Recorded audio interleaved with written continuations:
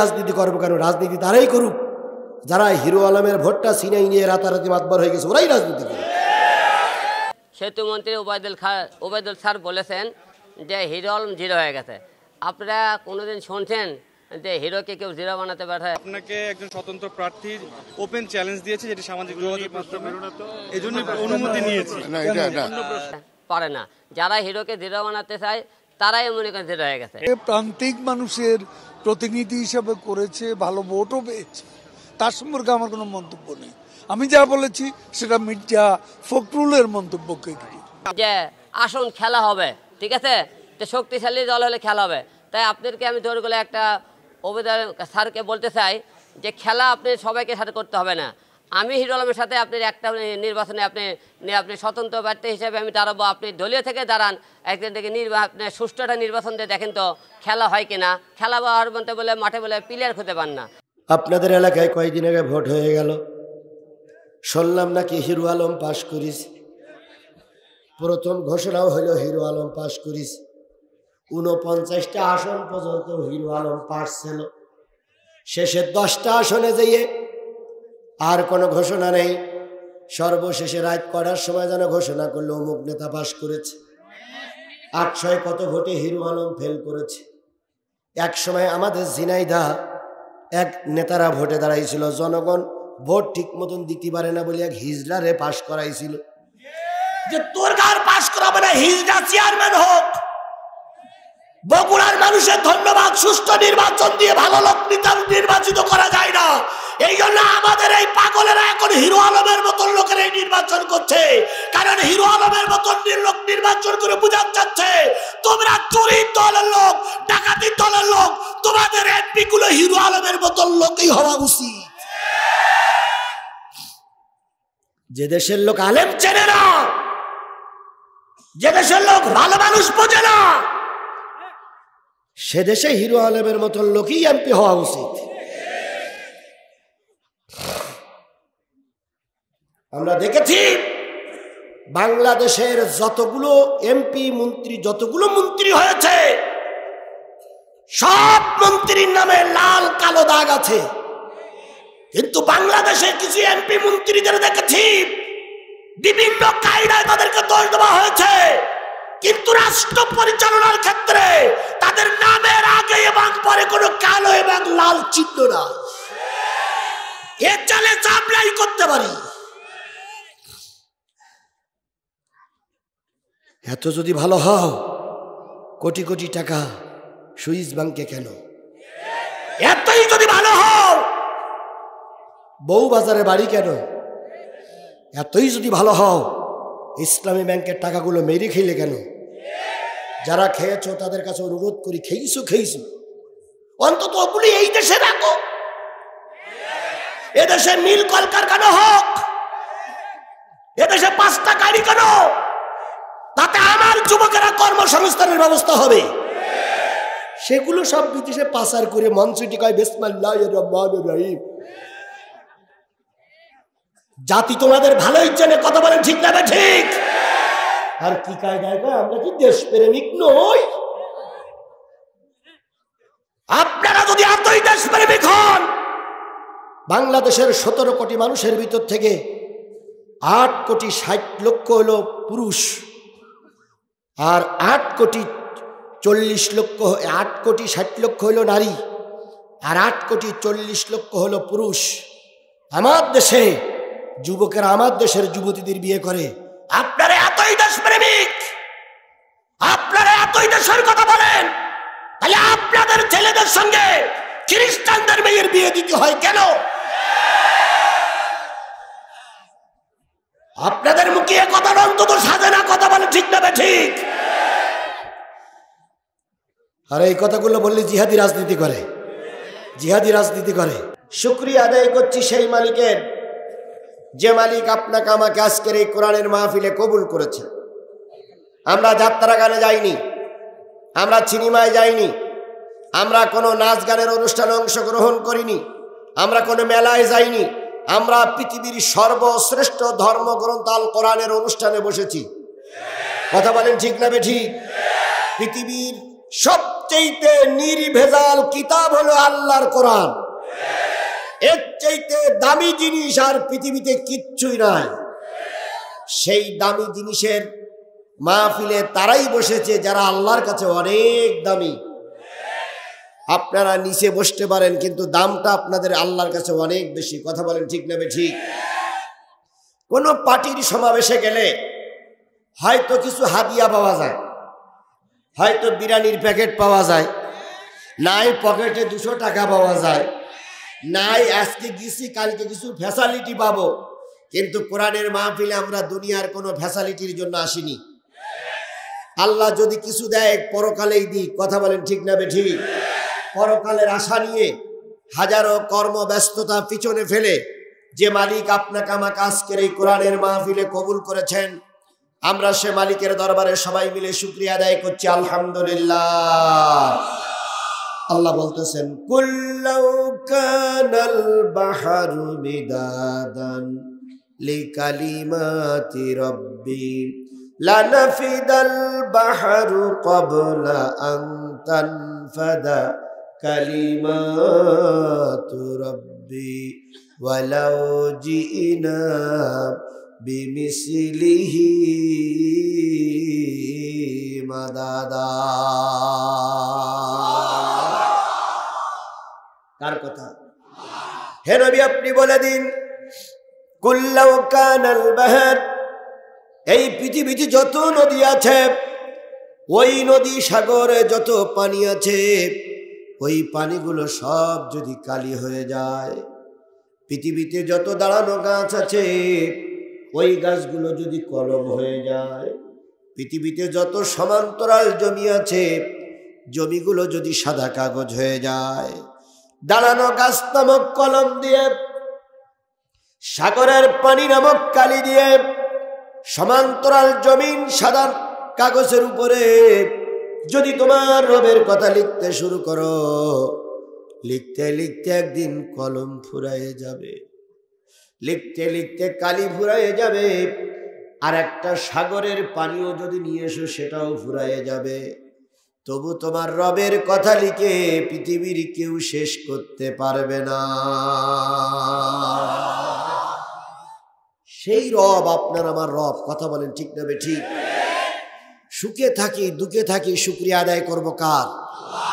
আপনি যে অবস্থা আছেন এর চাইতে অবস্থা আরো খারাপও হতে পারে, ভালোও হতে পারে। আমরা শুকরিয়া আদায় করছি এই কারণে যে আল্লাহ পাক অন্তত ধর পাকড় এখন একটু কম আছে, এই জন্য শুকরিয়া আদায় করি।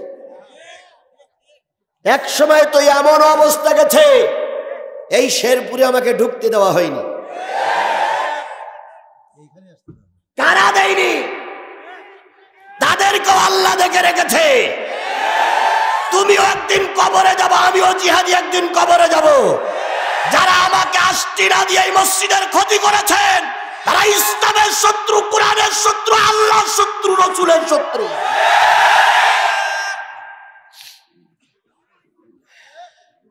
সুতরাং তার থেকে তো আল্লাহ ভালো রেখেছে। আগে হয়নি, এখন হচ্ছে, আলহামদুলিল্লাহ।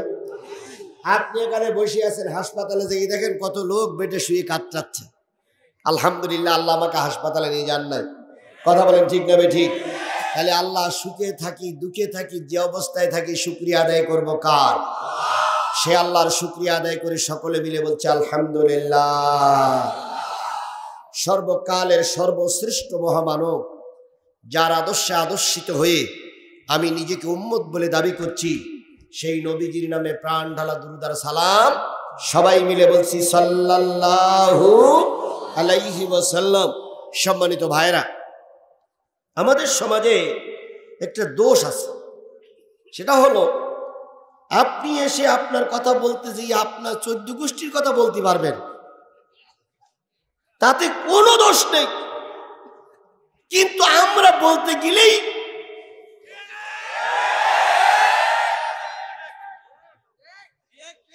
আপনাকে বুঝতে হবে এটা জামাত ইসলামের সমাবেশ নয়। আপনাকে বুঝতে হবে এটা বিএনপির সমাবেশ নয়। আপনাকে বুঝতে হবে এটা আওয়ামী লীগের সমাবেশ নয়। আপনাকে বুঝতে হবে না কোরআনের সমাবেশ, আপনাকে সেভাবেই কথা বলতে হবে। কথাকে বোঝাতে পেরেছি? তাহলে এটা তাফসিরুল কোরআন মাহফিল, কথা বলেন ঠিক না বেঠিক? তাফসিরুল কোরআন মাহফিলে কোরআন থেকে তাফসির হোক, এটাকে আপনারা সবাই চান? সবাই চান? সবাই চান? আল্লাহ আমাদের কোরআন থেকে কথা বলার তৌফিক দান করুক। এবার আসুন, যদি আপনি কোরআন থেকে কথা বলতে চান তাহলে এই মাহফিলে 5টা বিষয়কে খেয়াল করতে হবে। কয়টা বিষয়? আল্লাহ রসুল বলেছেন আদ-দীনু নাসিহাতুন সালাসা কুল্লা লিমান ক্বালা লিল্লাহ ওয়া লিকিতাবিহি ওয়া লিরাসূলিহি ওয়া লিআইম্মাল মুসলিমিনা ওয়া আম্মাতিহিম। দ্বীনের নসিহত যদি করতে চাও, কোরআনের কথা যদি বলতে চাও, রসুলের হাদিস যদি মানুষকে শুনতে চাও, তোমার কথার ভিতরে 5টা কথা থাকবে। কয়টা? ক্বালা লিল্লাহ, প্রথম কথা হবে আল্লাহর। এটা দ্বীনের মাহফিল, প্রথম কথা হবে কার? কোন পার্টির লিডারের কথা এখানে হবে না, প্রথম কথা হবে আমার আল্লাহ। মুসলমানদের দেশে পার্টির নেতার পক্ষে কথা বলতে বলতে 45টা মিনিট পার হয়ে যায়, একটা বারের জন্য মুক্তি আল্লাহর নাম উচ্চারণ হয় না। আল্লাহর এই জমিনে তোমার থাকার কোনো অধিকার নয়। নেতার কথা বলতে বলতে বাপ দাদার 14 গোষ্ঠীর নাম ভুলেই যায়।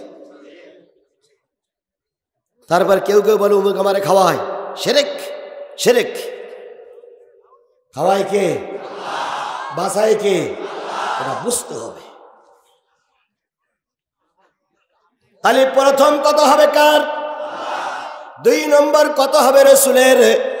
আমরা আল্লাহর কথা বলেছি, আল্লাহর প্রশংসা করেছি, রসুলের নামে দুরূদ পড়েছি, কথা বলেন ঠিক না বেঠিক?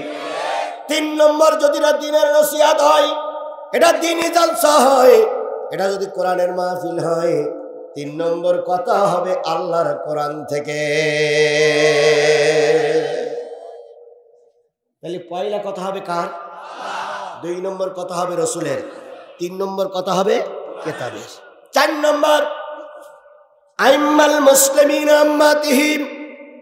এই মাহফিল থেকে সাধারণ মুসলমানদের কিছু উপকারে আসে, কিছু উপকার নিয়ে জনমানুষ বাড়ি যেতে পারে, এ ধরনের কথা বক্তার মুখ থেকে আসা লাগবে, যদি সেটা কোরআনের মাহফিল হয়ে থাকে।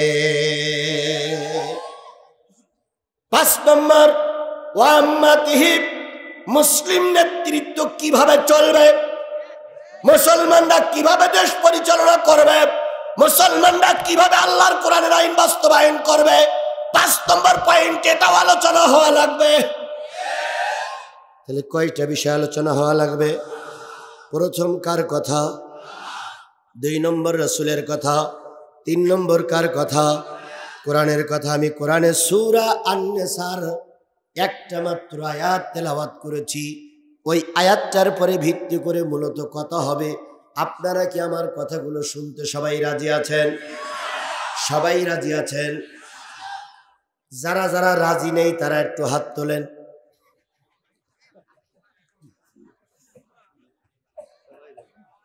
সবাই রাজি। এবার যদি মনে করেন হুজুর এর ভিতরে কেউ গড় রাজি নেই, হ্যাঁ, ওয়ারাজি তারাই যারা মোনাজাতের আগেই চলে যায়। ওরা বলে না ঠিকই, কিন্তু মনে মনে চিন্তা করে বেরুতি পারলি বাস। তাহলে আমরা কোরআন থেকে আলোচনা করতে চাই, আপনারা কি শুনতে রাজি আছেন? এবার কারা কারা রাজি আছেন 2 হাত উঁচু করে আল্লাহরে দেখা। মাশাআল্লাহ, মাশাআল্লাহ, হাত নামা। এখানে কোনো ইসলামের শত্রু নাই। শত্রু যারা থাকবে তারা এমনি কেজি পড়বে, শত্রু এখান থাকবে না। ওটা আমিও জানি। আমার মাহফিলে ইসলামের শত্রু থাকে না, কারণ জানে এরা জিহাদি ভক্তরা, কোরআন ভক্ত। এখানে শত্রুতা করে আস্ত শরীর নিয়ে বাড়ি ফিরে যাওয়া যায় না। এই জন্য আজ যাই করুক, কোরআনের শত্রু জিহাদির মাহফিলে থাকে না। ওটা অনেক আগেই ওরা বুঝে ফেলেছে। সুতরাং কোরআনের শত্রু এখানে নাই, সব আমরা কোরআনওয়ালা, কথা বলেন ঠিক না ঠিক?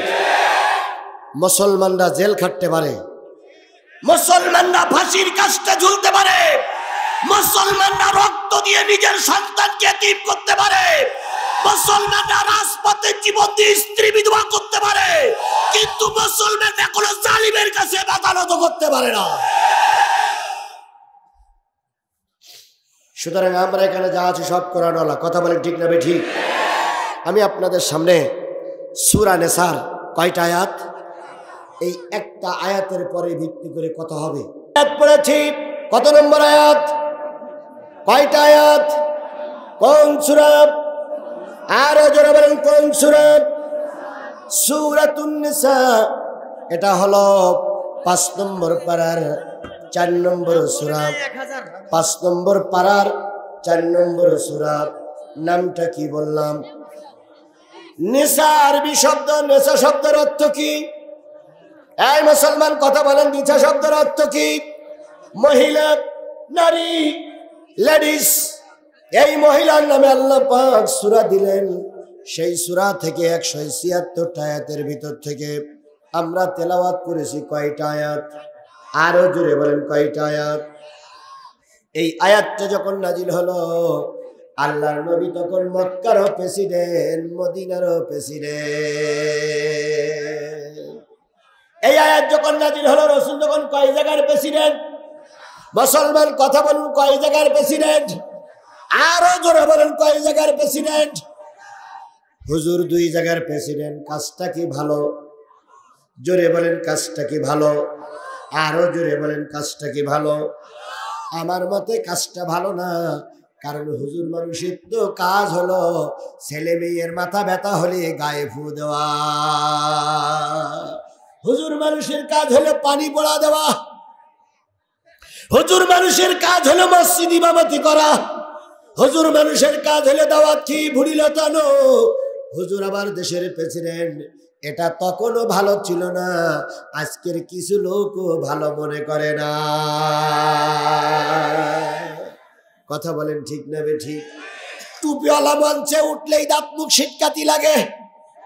আমরাই রাজনীতি করব, টুপিওয়ালারা আবার রাজনীতি করবে কেন? এটা আমার দেশের কালচার হয়ে গেছে। আমার দেশ দ্বিতীয় বৃহত্তম মুসলিম বাংলাদেশ। কথা বলেন ঠিক না ঠিক?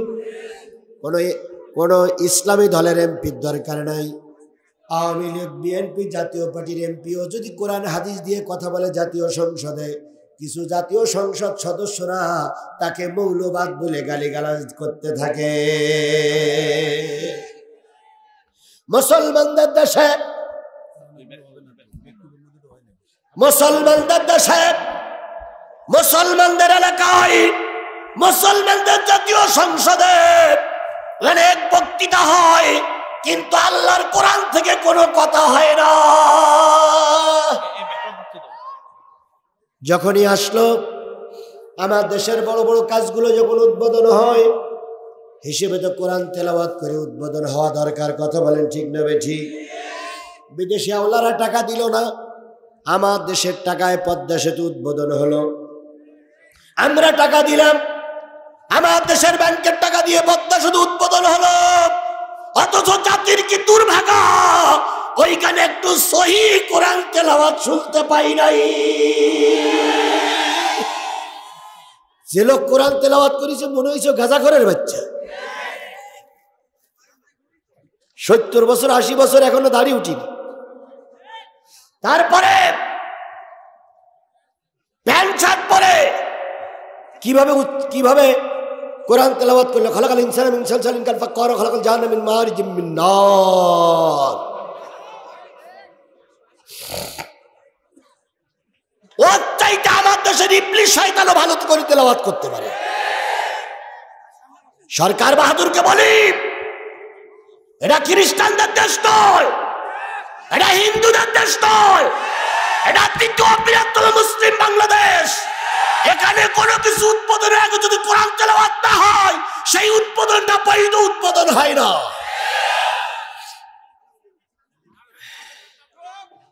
সুতরাং হুজুর একটু রাজনীতি করতে চাইলেই নাক মুখ সিটকা সিটকি। ওনারা 10 মিনিট 15 মিনিট ধরে আলোচনা করলেন। আলোচনা করে এক পর্যায়ে ওনাদের পার্টির পক্ষে স্লোগানও দিলেন। মঞ্চে দাঁড়িয়ে সালাম একটা দিলেন, সালাম আলাইকুম বিসমিল্লাহির রহমানির রহিম। সালাম সহি হলো না, বিসমিল্লাহ শুদ্ধ হলো না। 10 মিনিট ধরে বক্তৃতা করলেন, একটা লোক মন খারাপ করল না। একজন মৌলবি মাইক ধরলে তোমার চেহারার পরিবর্তন আসে কেন? একটা জিনিস মনে রেখো, আজকে যদি মৌলবি দিকে পরিবর্তন আসে, যেদিন মরে যাবা সেদিন পালাবা কো। ইমাম সাহেব হুজুর যথার্থ একটা ইসলামী গান গেয়েছেন, কেমন করে ঘুমাও তুমি, তাই বলেছেন না? কেমন করে ঘুমাও তুমি ফজর করে কাজা, এমনও তো হতে পারে জোহরে জানাজা। এখন তুমি আমার দেখতে না মুখ শিক্ষাও, আমার দিকে সালাম দিতে তোমার মন চায় না, আমাকে দেখে তুমি বিভিন্ন ভাষায় গালিগালাজ করো, হয় বলে মৌলবাদ, নাই বলে তালেবান, নাই বলে রাজাকার, নাই বলে হেফাজত, নাই বলে জঙ্গি। আল্লাহর কসম, হুজুররা জঙ্গি নয়, হুজুররা মৌলবাদ। যে তোমরা যে মৌলবাদী শব্দটা বলে আমাদের গালিগালাজ করো, আমরা মৌলবাদ শিখি, আমরা মূলের পরে আছি। এখন গালিগালাজ করলে, তিরস্কার করলে, আমাদের দেখে তোমরা মন খারাপ করলে, ও মাননীয় দুলাভাই, যদি আজকে মঞ্চের থেকে নামার আগেই যদি মৃত্যুবরণ করো, আগামীকাল তোমার জানাজার ইমামতিটা কে করবে?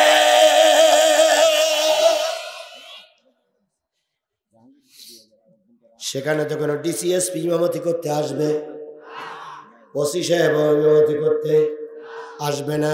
নিশ্চয় এরকম একটা মৌলবাদ, এরকম একটা তালেবান, এরকম একটা আল কায়দা, এরকম একটা জঙ্গিবাদ, এরকম একটা ধর্মভীরু, এরকম একটা জিহাদি লোকরে দিয়ে ইমামতি করা লাগবে। আজকে আমাদের থেকে পালাও, সেদিন পালাবা কই? তাহলে যে জিনিসটা বোঝাতে চাচ্ছিলাম, আল্লাহ রসুল, এই আয়াতটা যখন নাজিল হলো, আল্লাহ রসুল তখন মক্কারও প্রেসিডেন্ট, মদিনারও প্রেসিডেন্ট। আয়াতটা নাজিল হলো 8ম হিজরির পবিত্র রমজান মাসে। কত হিজরি? কোন মাসে? রমজান মাসে, রোজার মাসে। দিন কায়েমের জন্য 2টা যুদ্ধ করতে হয়েছে মুসলমানদের। একটা যুদ্ধ হলো বদরের যুদ্ধ। কতই রমজান? 17ই রমজান। বদরের যুদ্ধে মুসলমানদের সংখ্যা ছিল 313, কাফেরদের সংখ্যা ছিল 1000। ওই যুদ্ধে মুসলমানেরা না খেয়ে যুদ্ধের ভিতরে যে কাফেরদের মোকাবেলা করে আল্লাহর কোরআনকে উদ্দিন করেছিল। কথা বলেন ঠিক না বেঠিক? তাহলে রমজান মাসে যুদ্ধ হলো কয়টা? 2টা। তাহলে রোজার মাস হলো যুদ্ধের মাস। আর আমরা প্রায় বলি যা করব রোজার পরেই করব। আরে বাবা, রোজার পরে কেন? রোজাই তো ইমানদারের জন্য সবচেয়ে আগের জিনিস। আন্দোলন করব রোজার মাসে। কেউ বলে রোজার পরে, ঈদের পরে, কুরবানির পরে, এর পরে, তারপরে। তোমার আন্দোলনের মুরুদ নেই।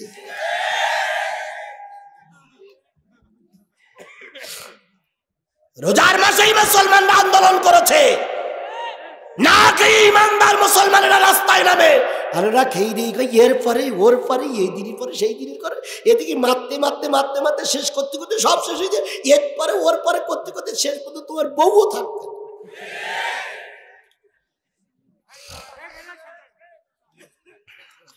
আমার ভাইরা, যে জিনিসটা বোঝাতে চাচ্ছিলাম সেটা হলো 2টা যুদ্ধ হয়েছে রোজার মাসে। একটা হলো বদরের যুদ্ধ, আর একটা হলো মক্কা বিজয়ের যুদ্ধ। কোন যুদ্ধ? মক্কা বিজয়ের। সেটা হলো 8ম হিজরি। 8ম হিজরি পবিত্র রমজান মাসের এই যে যুদ্ধ 2টা হলো, এই 2টা যুদ্ধের আল্লাহ রসুলের শেষ যুদ্ধ, অর্থাৎ 8ম হিজরি সালে যেটা যুদ্ধ হলো, ওই যুদ্ধে মক্কা বিজয়ের যুদ্ধের দিনে এই আয়াতটা নাজিল হলো। এই আয়াতটা নাজিল হওয়ার আগে আল্লাহর নবী ছিলেন মক্কায়। নবুয়ত পাওয়ার পরে, ভালো করে শোনেন, আয়াতটার প্রেক্ষাপট বলতেছিল, নতুবা আয়াতটা বুঝিয়ে আসবে না। আল্লাহ নবী মক্কায় মক্কার একটা সিলসিলা ছিল, নিয়ম ছিল, প্রতি বছর প্রতি সপ্তাহে 2 দিন তারা মক্কা তাওয়াফ করত। যখন তাওয়াফ করতে আসতো কারোর পরনে কাপড় থাকতো না। আবু জেহেল, উতবা, সাইবা, মুগিরা, আবু লাহাব, আবু সুফিয়ান যারা আসতো মক্কার কাবার সামনে এসে ভিতরে ঢোকার আগে ধর কাপড়গুলো খুলে ফেলত। একজন আর একজনকে বলতে নেতা সব খুলেই ফেললেন। তখন বলতো যা মালিক যখন আমাকে দুনিয়ায় পাঠাইছে তখন কাপড় পরেই পাঠাইছিল, তাহলে মালিকের সামনে এখন যাব কাপড় পরেই যাবো কেন? কাপড় খুলেই যাব। আজ ওই শিক্ষা আমার দেশে কিছু লোক দেওয়ার জন্য চেষ্টা করতেছে, কথা বলেন ঠিক না ঠিক?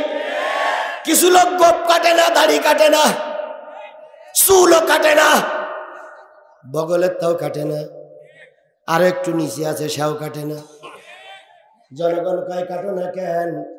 কয় আল্লাহ যখন দেশে দিতেই থাকুক।